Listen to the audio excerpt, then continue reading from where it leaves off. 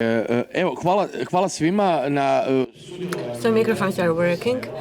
First of all, I would like to thank to everybody for following the first panel. I hope you got some refreshments. We will continue in the same dynamics. We will debate the related topic with the first panel. So we will discuss inflation. The title of our panel is Inflation, the Next Crisis, ? So we will talk about introducing euro, but also about the inflation. So I will introduce our guests, Andrej Grubišić, professor of finance and founder of the company Grubišić and Partners. So everybody has several versions of his or her titles. So please pass the microphone. Good morning, Mr. Grubišić. So are you founder of the company or are you professor of finance? Which title do you favor? Happily married father of 2 children. This is my title. Vedrana Pribičević, a lecturer at University of Zagreb. I hope you are satisfied with the way we have introduced you. Welcome. Domenico Lombardi is also a former economist of MMF and World Bank, and today Secretary General of Centro, Studi, Kypseli. Mr. Lombardi, welcome to our panel. And a new direction for the kind invite. Thank you. Okay, hvala vam. I zadnja, naravno ne najmanje važno. And Vesna Vučemilović, Member of Parliament, PhD in Economics, Member of the Croatian Parliament in the Club of Sovereignists. Thank you for inviting me. You said everything correct. There have been some changes, but this was my list during the elections. So let's talk about inflation. Mr. Grubišić, could you explain to us shortly what is happening with inflation at the global level and in our country? So it is not a process that is same everywhere. Global inflation during the pandemics is not the same for everybody. So could you explain just briefly why after the pandemics we have inflation?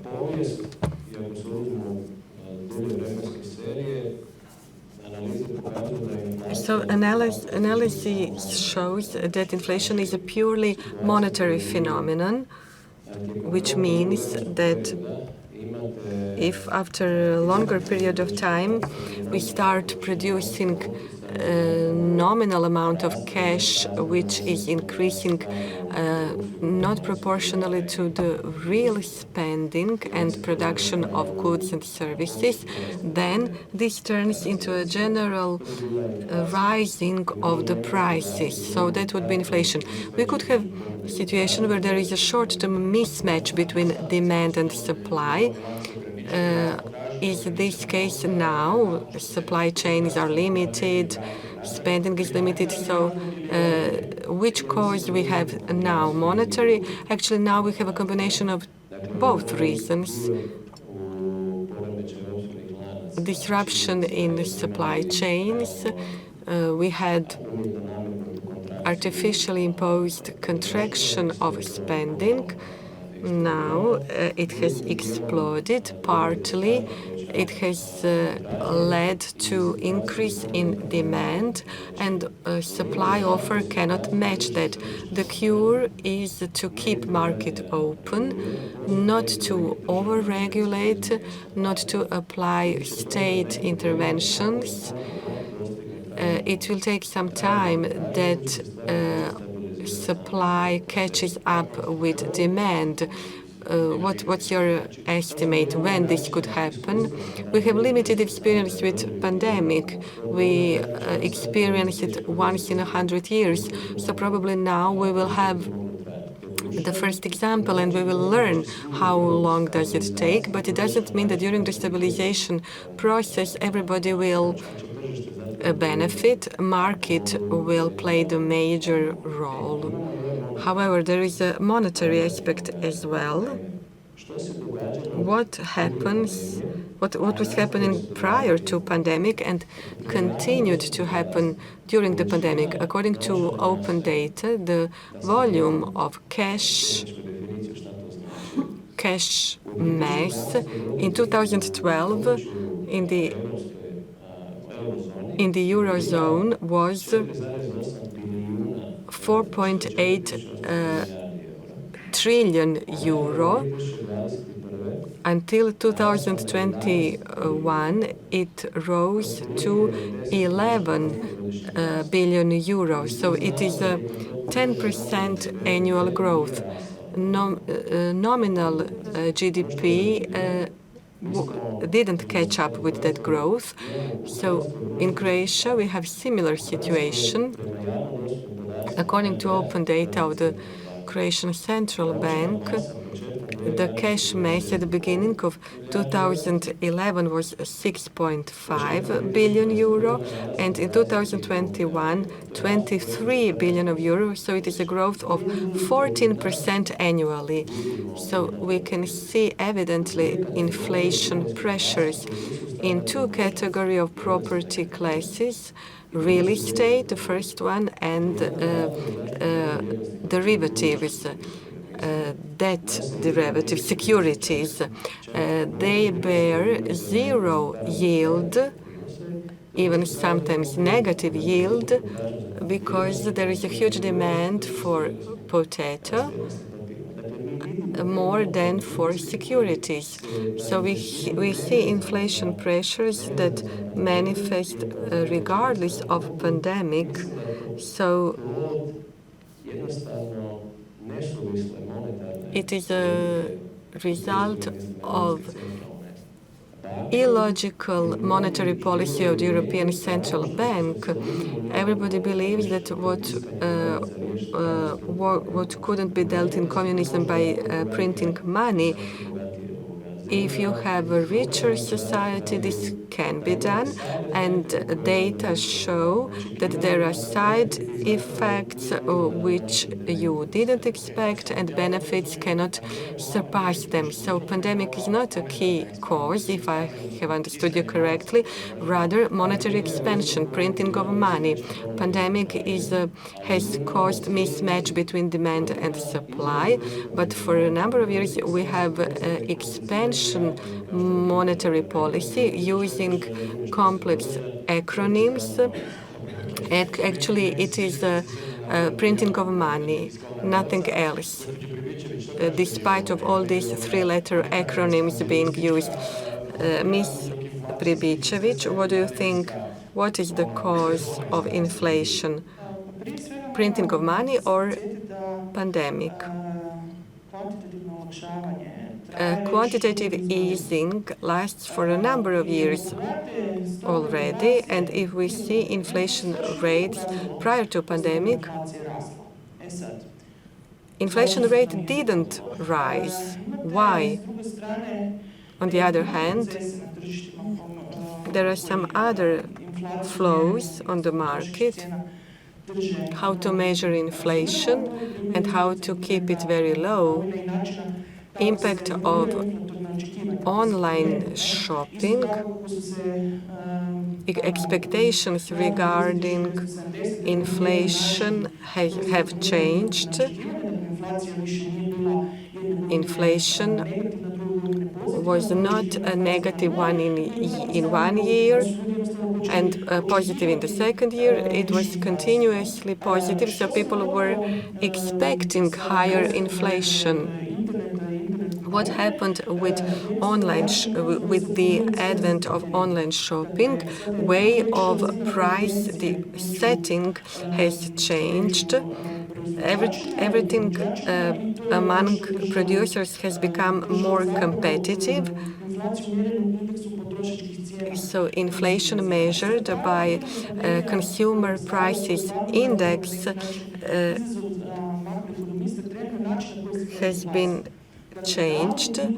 How to measure inflation? Should we include prices from online shopping, cryptocurrencies? Should we include buying real estate online? Maybe we should expand that index, because it is evident that the subjective feeling of inflation is not detected by it. Has this become obsolete? Yes, this is one of the key aspects of monetary policy. Why? The overall monetary policy is trying to prevent, suppress, curb inflation. However, if you mismeasure inflation, the start isn't good. So according to the present inflation rate, what is your estimation of inflation rate in Croatia this year? Inflation allegedly up to 4% is not frightening. However, afterwards, consequences are dramatic.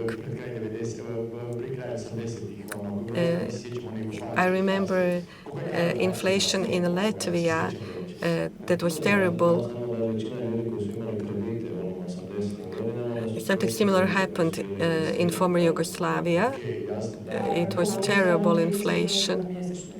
The inflation was 30% on a monthly basis. This famous consumer corp, there are 30 of us here. Nobody has the same consumer's package. So if you are repaying housing loan, you don't care what is the price of the fuel.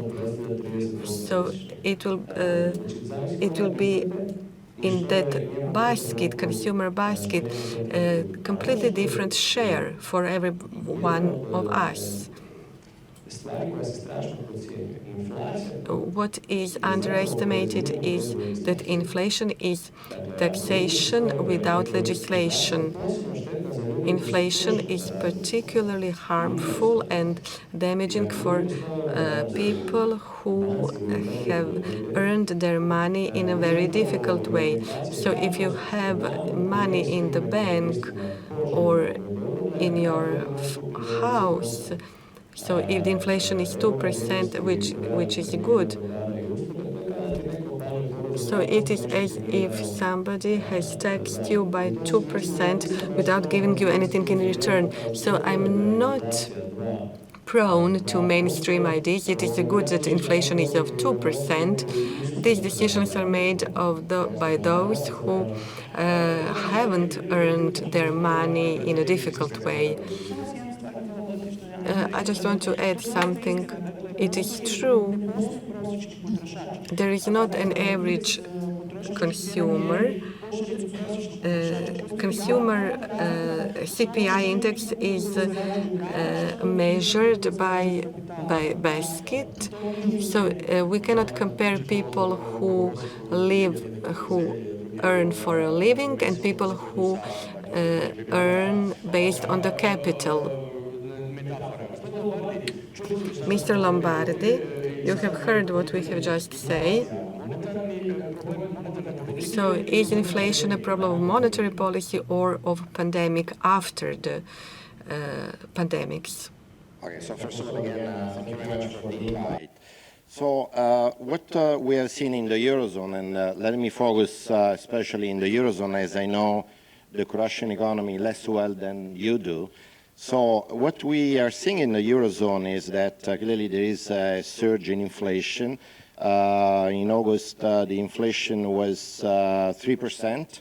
In Germany was higher. In Portugal was very low. In Italy was lower than Germany. So, but anyway, the average was 3%. And all in all, the expectation by the ECB, according to the macroeconomic projection that has just released, is an overall rate of inflation of 2.3% by the end of the year.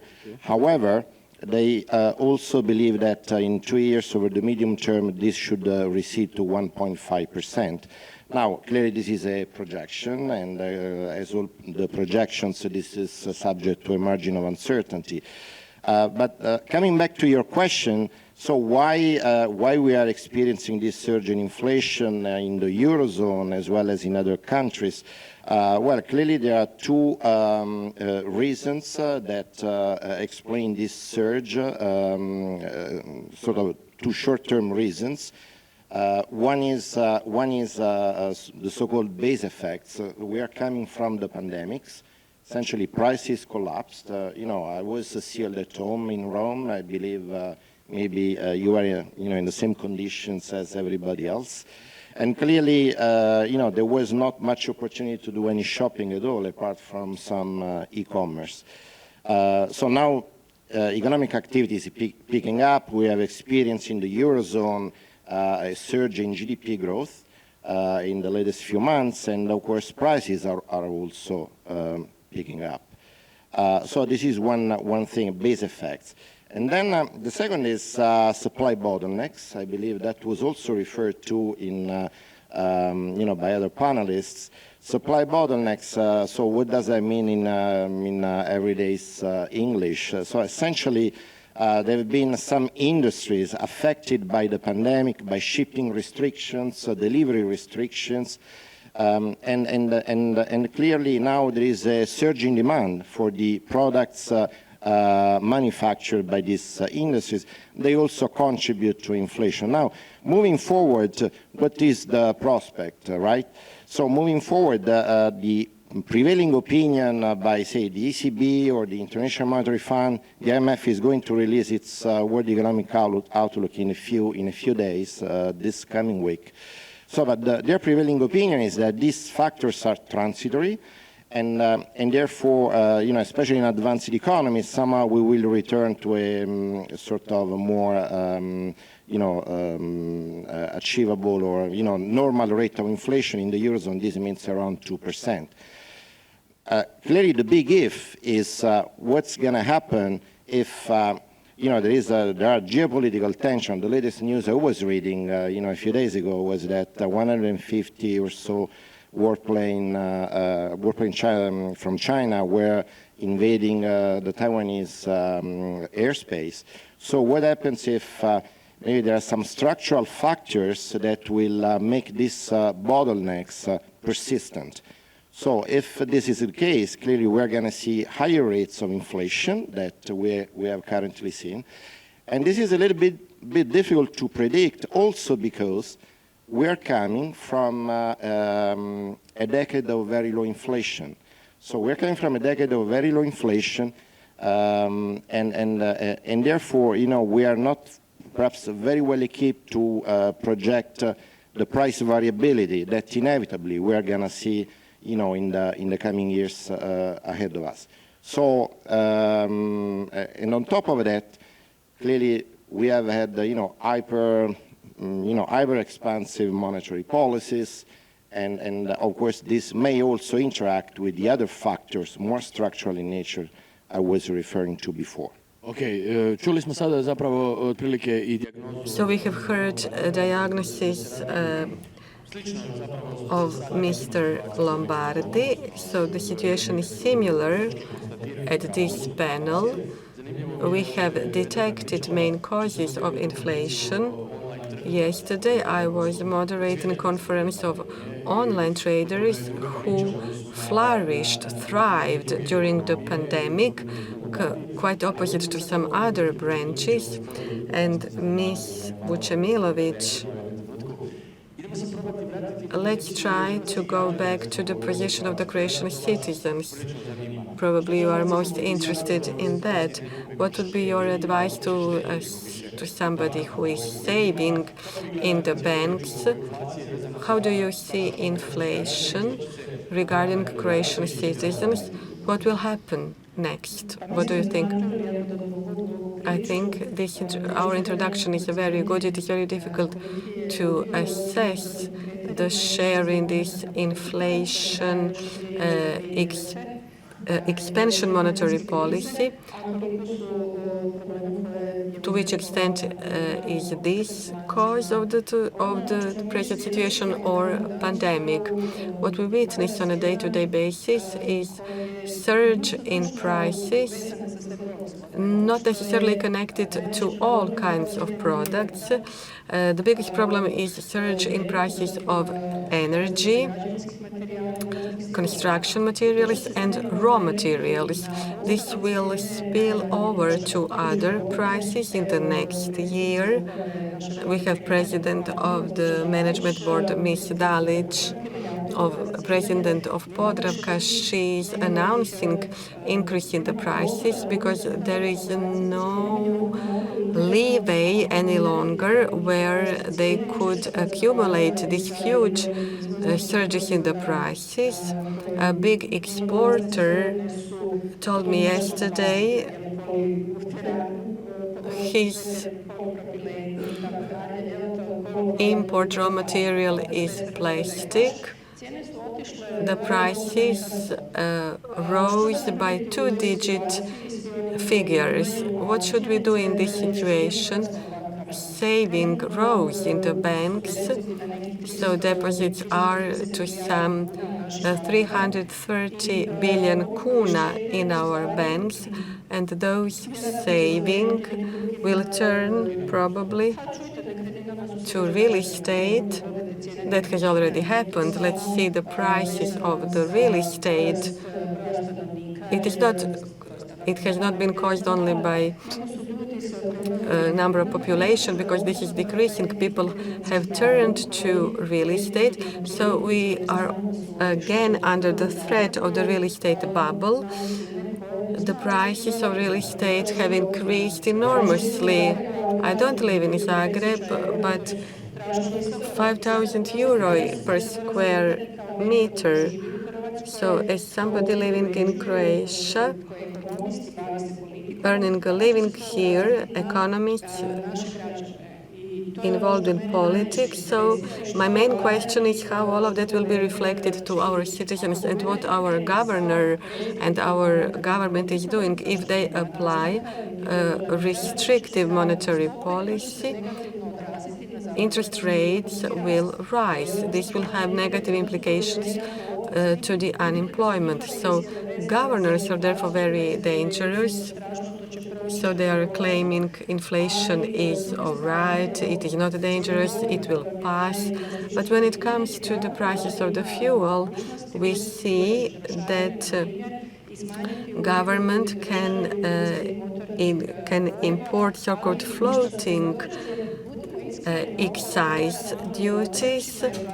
But let's be honest, all of that is favorable to ruling circles because the state budget is being filled, so it is very good for the state budget. State treasury deficit is being decreased, and this is one of the criteria of convergence. So this is one of the criteria that should be satisfied from the point of view of the state. We'll just go back to the position of citizens, and you've mentioned the consumption basket. If someone was buying a flat, then he doesn't have a problem with other prices, of course. But I want to perhaps sell a smaller flat, but at a better price. I can do that now at a better price, but I have to buy a bigger one still at a higher price. So this is not a very good position in any case. So when we speak from the point of view of the savings of citizens, they have this huge amount in banks. And I've spoken to you on many occasions regarding this mentality in Croatia, that they have to own a real estate, they have to rent something. So people are going back to the idea that the best thing is to save their money in terms of real estate, not perhaps in banks. So how can you comment on this? So 200 billion euros are the deposits of citizens in Croatian banks. 150 billion kunas is pegged to the euro. So this is related to the context of the euro introduction. So when you divide this with 4 million people, this is several tens of thousands kunas per person. And statistics show that 50% of Croatian population could hardly sustain a significant expenditure. And this is reflected in GDP figures and all other figures. So the matter of real estate is a matter of mentality in a way, but also it is a reflection of the low level of financial literacy and of the interest in securities, because some of the key roles, for example, pension system, is not in the hands of Croatian citizens. And it is under the monopoly of the state to a large extent. And then, for example, the second pillar, where you would be indirectly exposed to securities, you do not control this. You do not have any control over this. You sort of pay this. You're compelled to pay this. This is 5% of your gross salary. So the real estate market is still rather free market, and people have the freedom of choice, and they can choose. They can take their own decision. So the part of the income that is related to securities, this is a compulsory transfer to the second pillar of pension system. And since the income is very low, and many people do not have enough income left to invest into something else. So what is the problem with this potential real estate purchase? Inflation is sending wrong signals. Certain class pumps investors to invest, constructors to invest into a certain class of real estate. And so someone who is last in the chain could suffer economic damages. We had this already some years ago. In 2008, everything ended up in pre-bankruptcy or bankruptcy. Is this a similar situation with the construction sector and our building sector or not?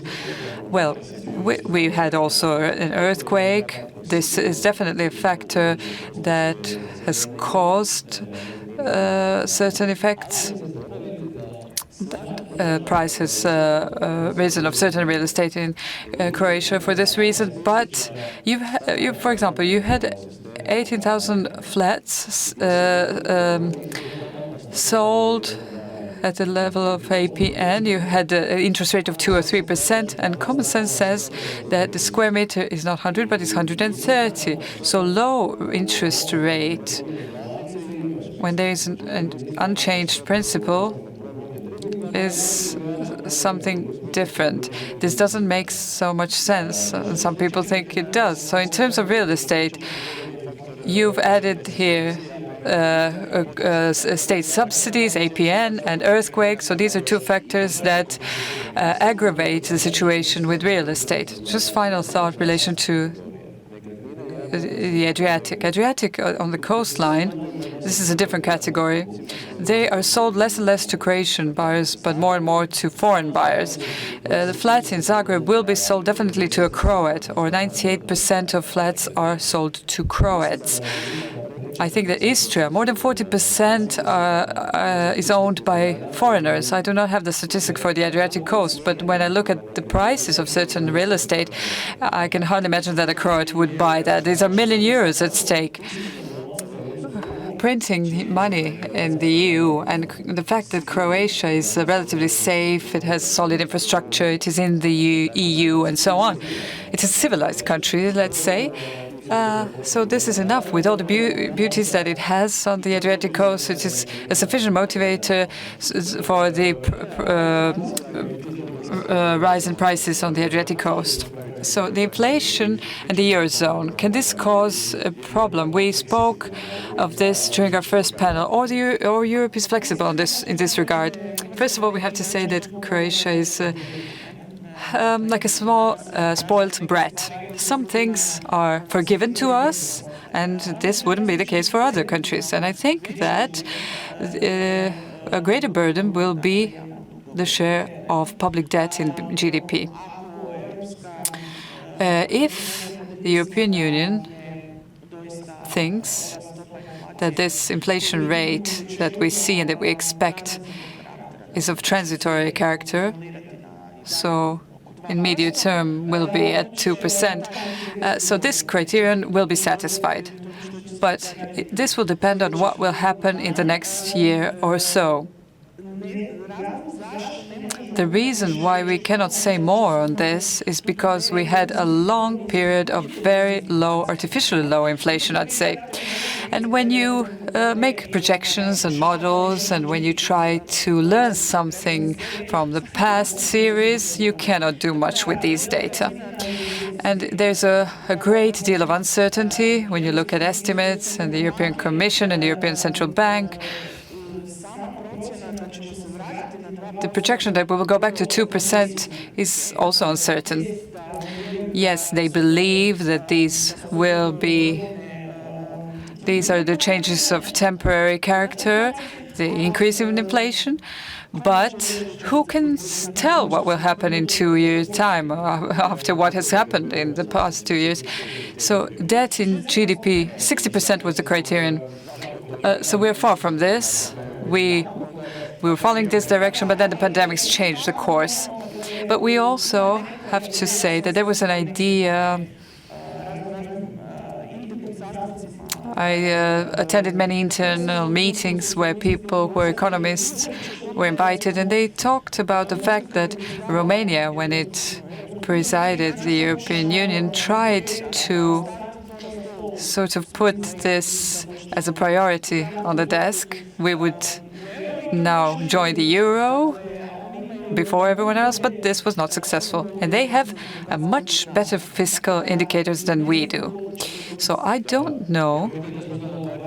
Let's ask Mr. Lombardi about this, that Croatia is a spoiled brat.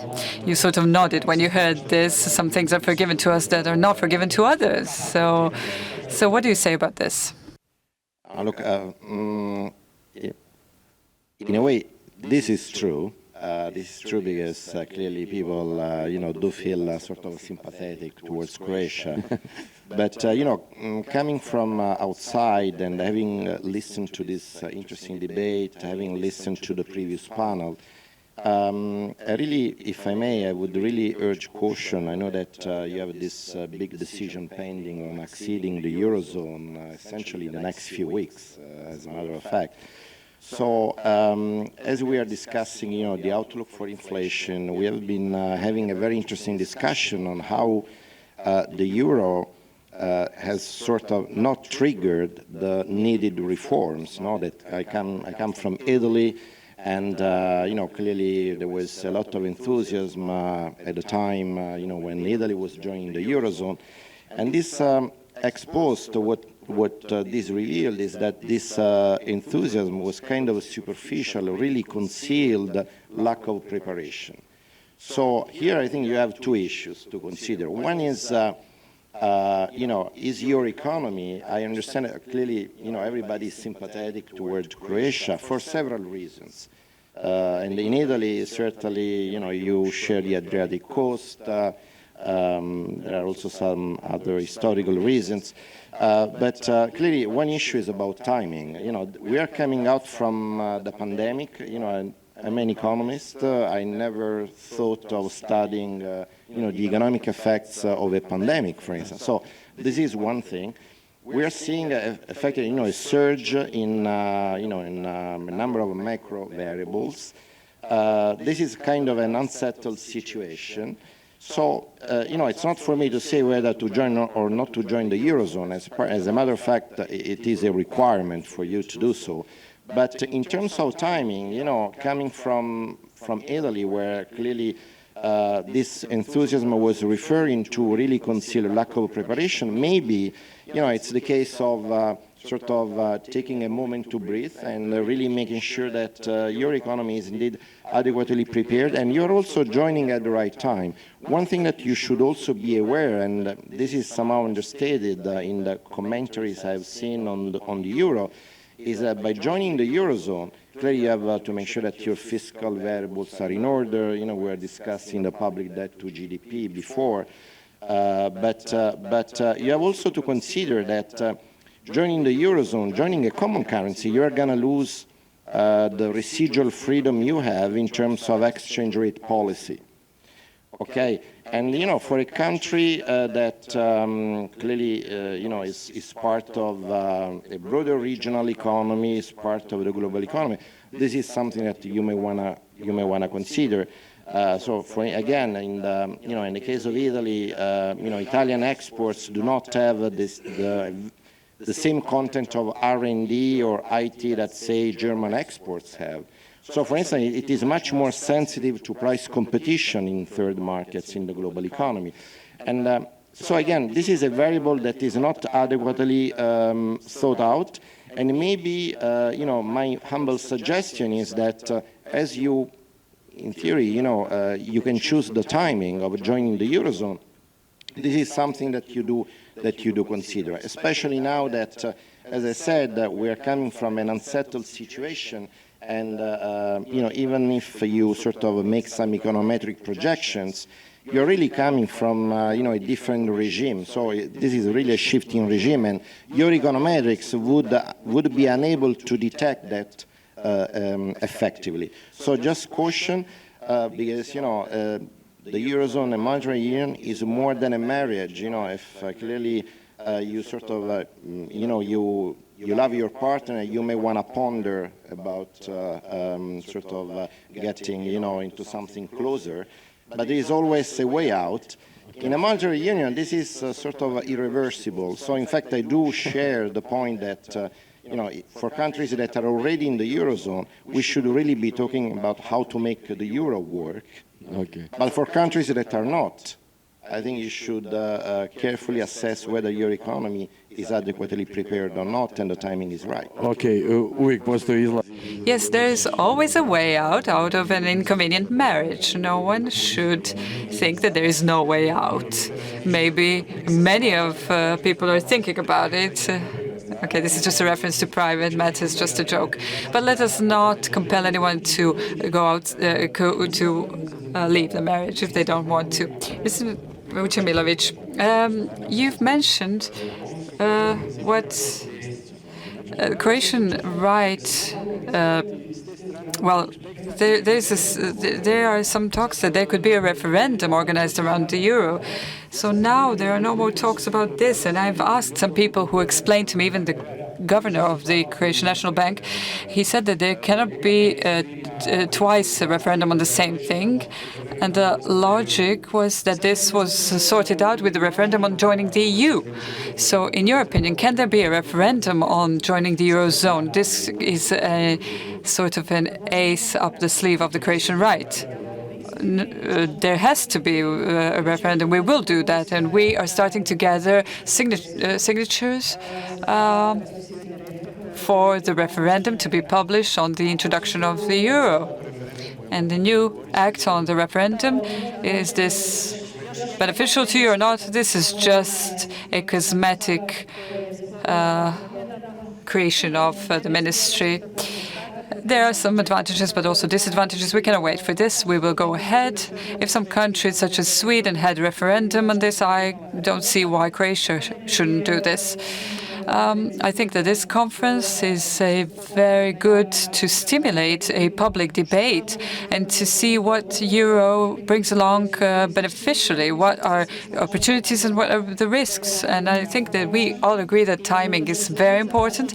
And what we advocate, we have assumed the obligation of joining the Eurozone, but we never said when. So this does not have to be in 2013, 15. This will be when Croatia. You mean 23, 25? Yes, I apologize. 23, 25. when I'm talking, I'm just thinking about the inflation in the 80s and 90s, because at that time, in the 90s, I was working already. And perhaps we are being overly cautious when we see the double-figure growth in prices of energy, because this will reflect in the prices, in final prices of products. And the inflation in Croatia was negative last year, minus 0.7. So we have to look in this context these rates. And Ms. Pribičević also opened an interesting question. How to calculate inflation? Are these methods that we use are adequate for the time that we live in? But we have to stick to the Eurostat and their methodology, and this is what our State Bureau of Statistics uses as well, until this is changed at the level of the EU, at least. And I think this part that refers to monetary expansion is extremely important, should not be neglected, and could have a long-term effect. We should not forget of the Next Generation program.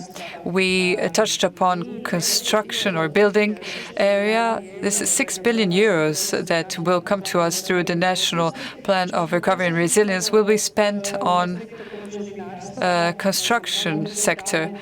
New Square of Justice, 2 billion. The entire range of new schools, kindergartens, infrastructure, facilities. This is something that will not increase added value and the competitiveness of our economy.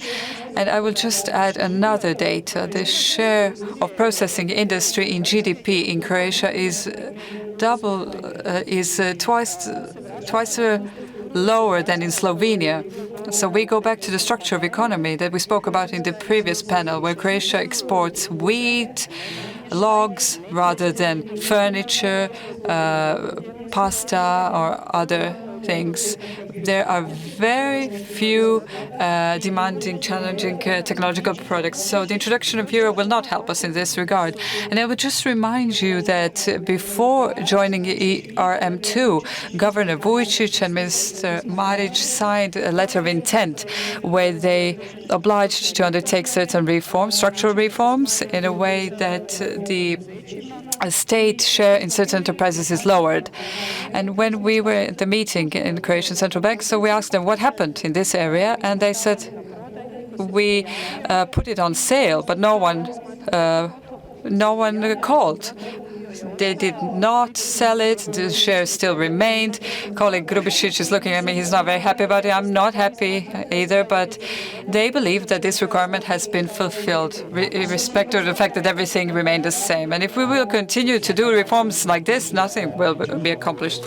So the story of these reforms that are promised and then they're renounced, this is normal. But Mrs. Pribičević was with me on a panel where we discussed about the way how European money is spent, whether this money goes to the private sector or to the infrastructure projects.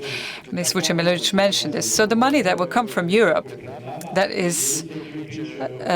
we have available, is a part of this story that we talk about today. Mr. Grubišić, how is this money allocated in Croatia? So in your opinion, what will this look like in the future? There are two sources of this money. First of all is a zero-sum game. A richer German or Dutch will pay something through their taxes, through their state budget, and then through their budget this will reach the European budget, and then through the European budget that will reach a Croatian budget. And on the way, the bureaucrats will leave some part for themselves. And they're a perfect interest group in these schemes. The other part is printing money.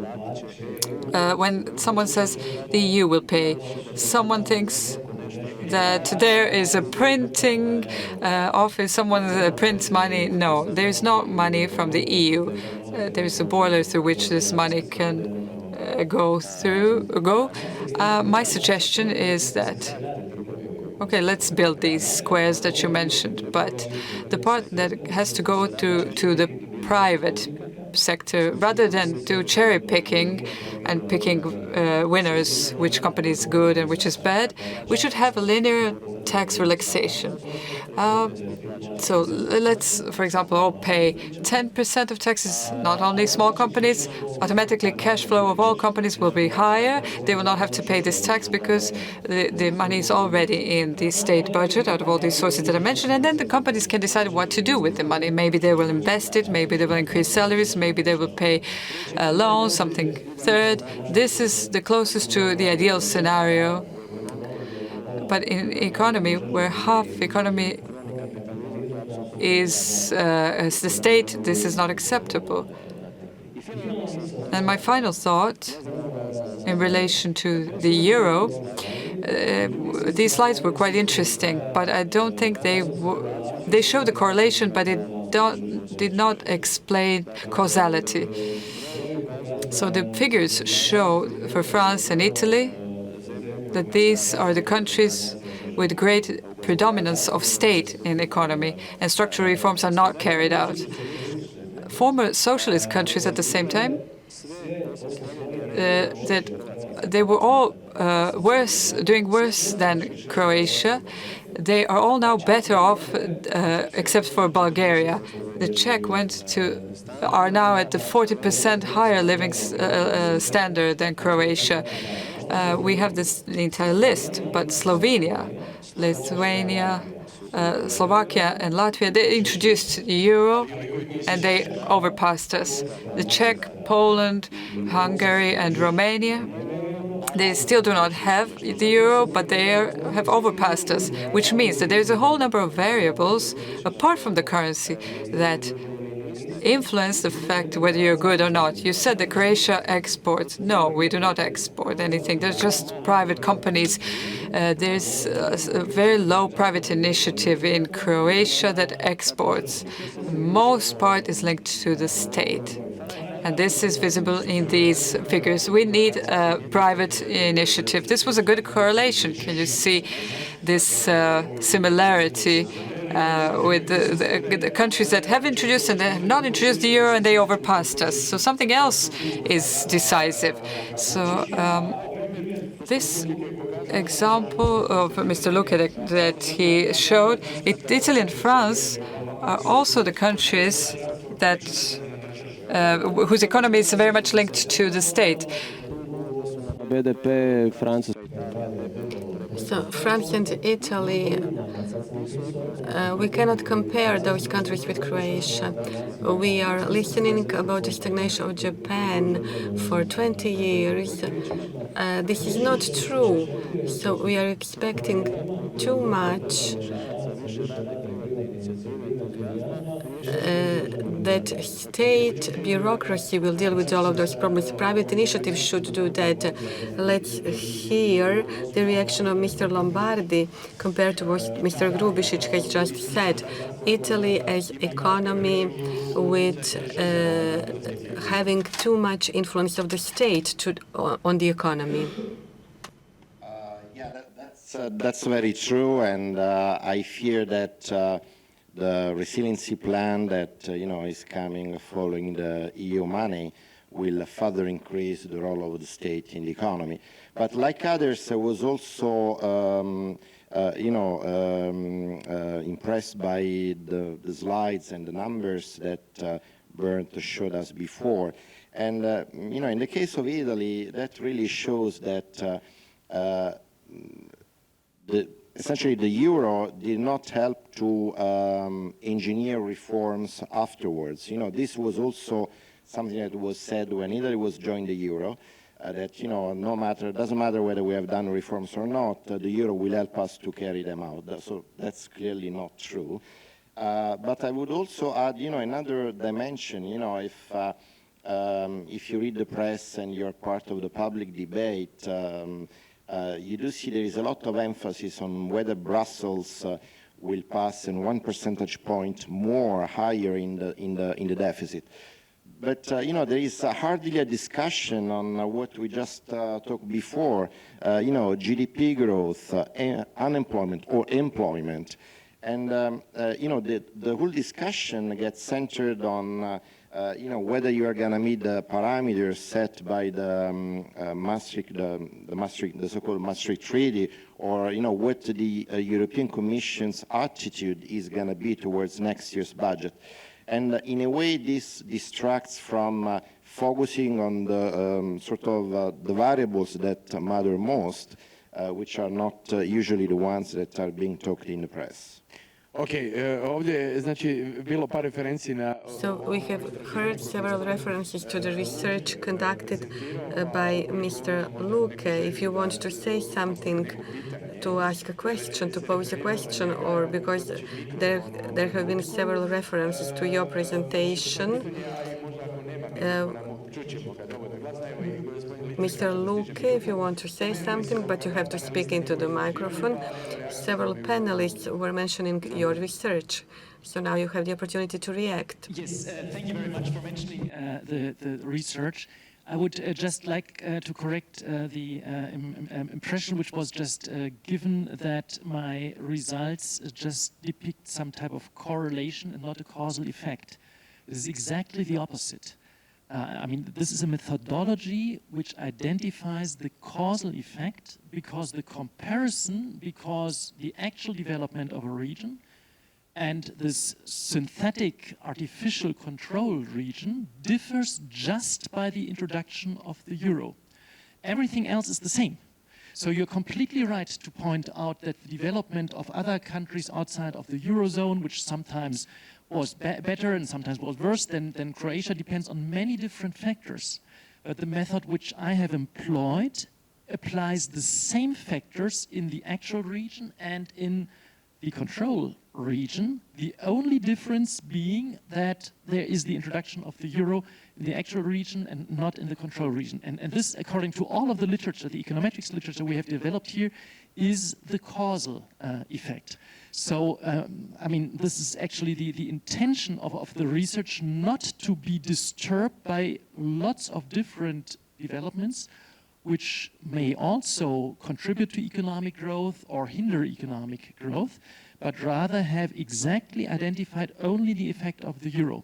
And I can show this for Italy, and I can show this for France and many other countries, but I have to point out that countries which have joined the Eurozone only after the financial crisis have been a member of the Eurozone without having gone through a crisis such as the financial crisis. So they are still to expect a major economic shock, which perhaps puts them into trouble.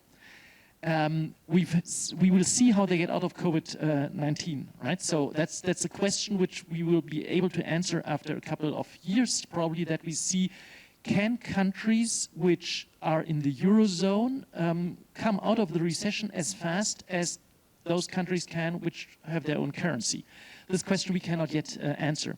But the comparison made for countries which have not suffered the financial crisis in the Eurozone is not a comparison which is on equal terms with countries like Italy, for instance, or France, which have suffered from the financial crisis without their own currency. And this, I think, we have to bear in mind. Thank you. Okay. Hvala vam lijepa. Evo, idemo malo prema kraju. So we are approaching conclusions. We are drawing to a close.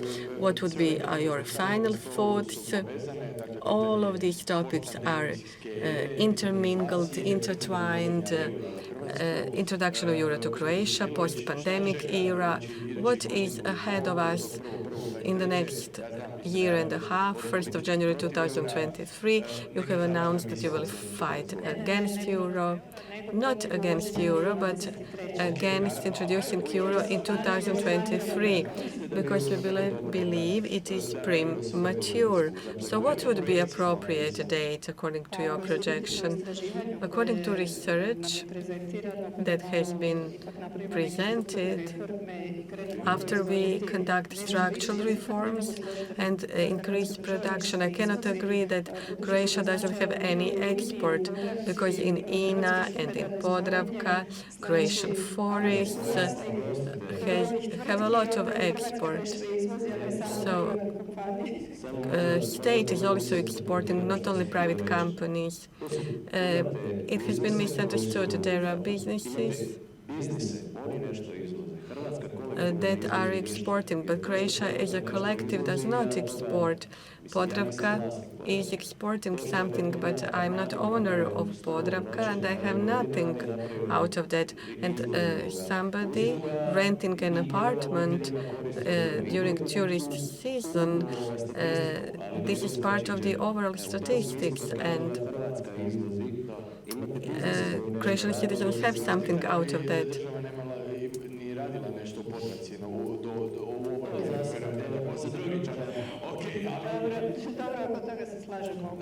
So actually we agree. Croatia doesn't have to produce baby food. So to summarize, we always have to bear in mind what introduction of euro brings to our citizens. Will their standard of living increase or decrease? Purchasing power is today 65% of the average of the EU, with very emphasized regional differences.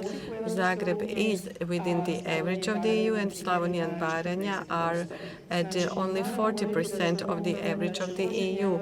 So we have to take into account that introducing of euro will produce rising of the prices, and in combination with inflation, this will be additional attack to their budget and standard of living. So this is the primary cause for me. Croatian citizens, by introducing euro, won't live in any way better than previously. So this, for me, this is reason enough not to introduce euro. When we'll be at least at 100% of the purchasing power of the EU, then that would be a good time.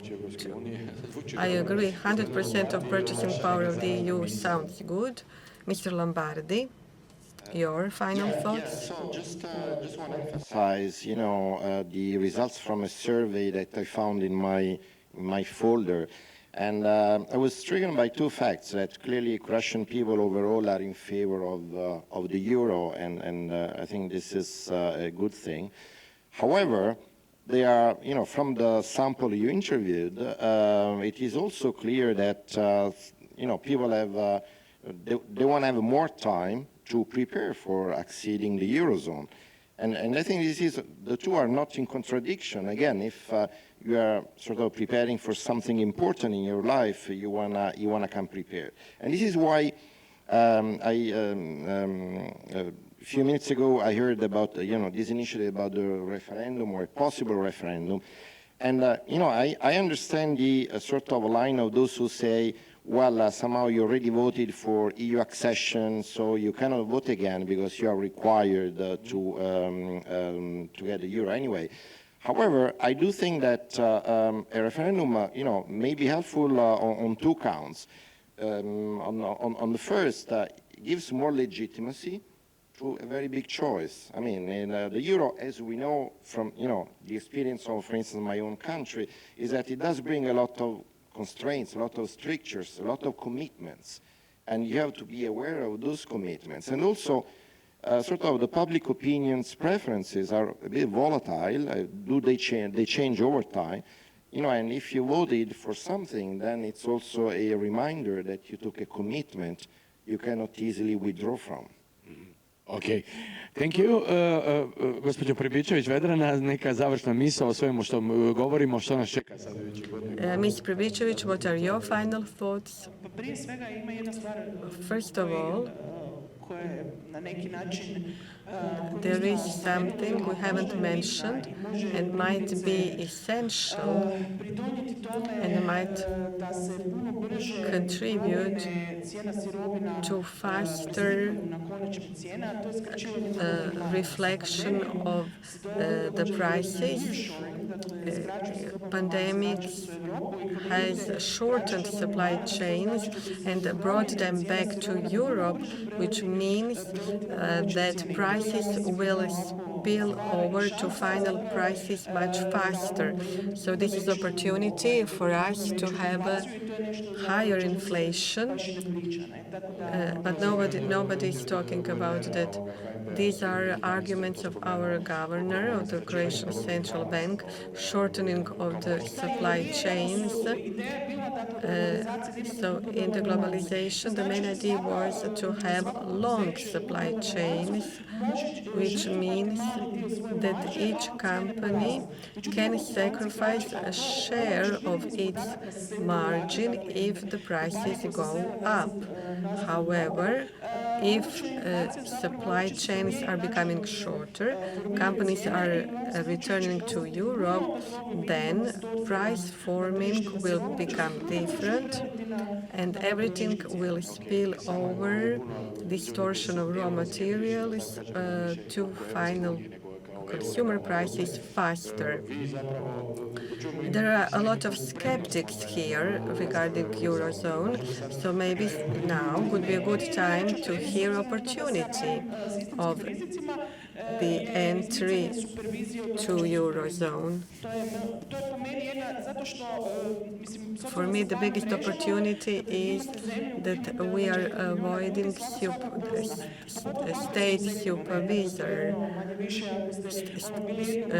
state supervision. So in a country of 4 million inhabitants, everybody knows everybody, which is very bad for banking supervision. So the biggest benefit for Croatia if we enter into Eurozone is that we will have a much more impartial, independent, autonomous supervision of the banks. I have noted down some arguments for you introducing of euro. Credit rating will increase, political stability, trade will be better, foreign exchange risk will be eliminated,